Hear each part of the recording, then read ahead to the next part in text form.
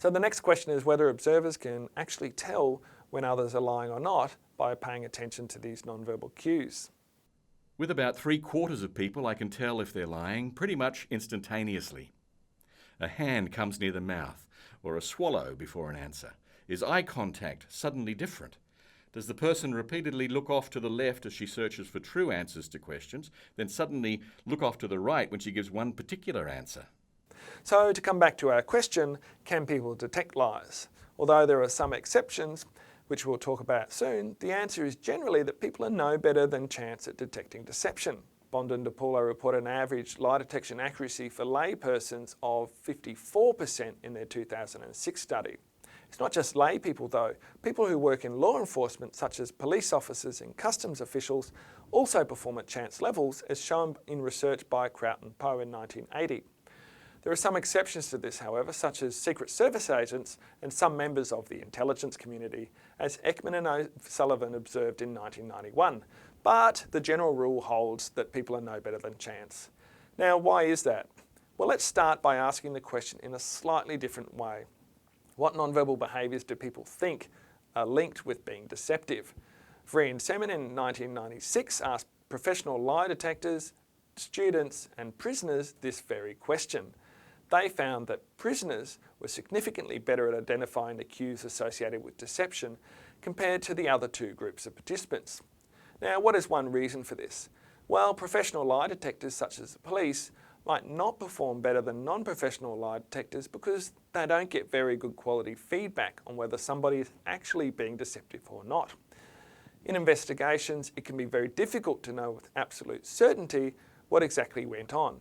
And as we've heard, even when we have a confession to a crime or an eyewitness identification or account of events, these may be misleading for a whole range of reasons. It's also possible that prisoners are particularly good at lie detection because it's more essential for them to do this well. It can literally mean the difference between life and death. Now, lack of training might also contribute to the relatively poor deception detection performance for some groups. Porter, Woodworth and Burt in 2000 looked at the role of training. They found that training, practice and feedback in detecting the nonverbal indicators of deception all actually improved accuracy.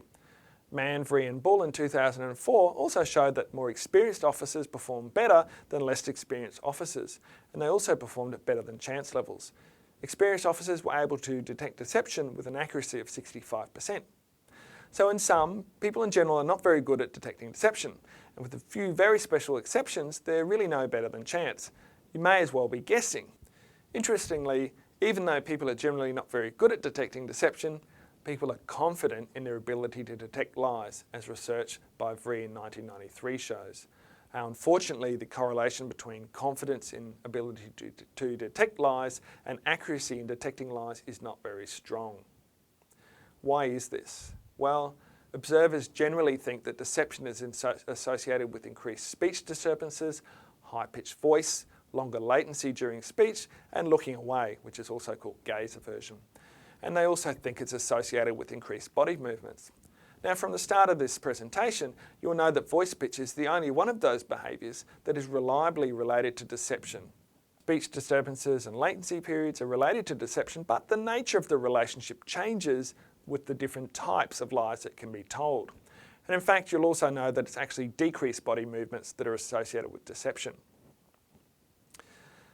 So why do people think that these things are associated with being deceptive when they might not be? Probably because they're all markers of being nervous, and as Knapp and colleagues showed in 1974, people assume that liars will actually be nervous. Essentially, the problem is that people have a stereotype about what it means to look deceptive, and parts of that stereotype are accurate, as for voice pitch, and parts of that stereotype are inaccurate, the other cues that we talked about. Interestingly, some of our research that was published in 2013 actually suggests that people are most influenced by the parts of the stereotype that are inaccurate, and they largely ignore the parts of the stereotype that are accurate. Now, this makes it really hard for people to accurately detect deception. Having been rather pessimistic about observers' abilities to detect lies, there are a few ways that people can be more accurate in this task. We've already heard how training in deception detection and just generally having more experience at it helps to improve accuracy rates.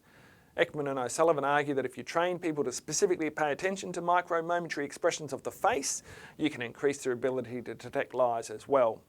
Sleepin and colleagues' 2013 study of poker players' ability to detect deception suggests that cues unrelated to the face might be more useful.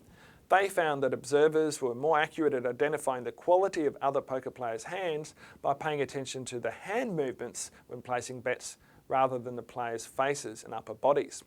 So perhaps we need to stop focusing on the eyes and other facial features. Perhaps consistent with this, Porter and Brink in 2010 argue that paying attention to multiple cues rather than just a single cue can improve lie detection ability. On the other hand, Reinhardt and colleagues' 2013 study suggests that observers should avoid consciously trying to attend to cues at all and rely instead on unconscious processing of multiple cues.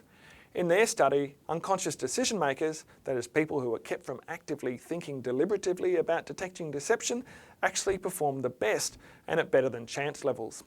So perhaps telling people to actively pay close attention to verbal and non-verbal behaviour or demeanour is not necessarily the best way to detect deception. This is a point made originally by Messner and Casson in 2004.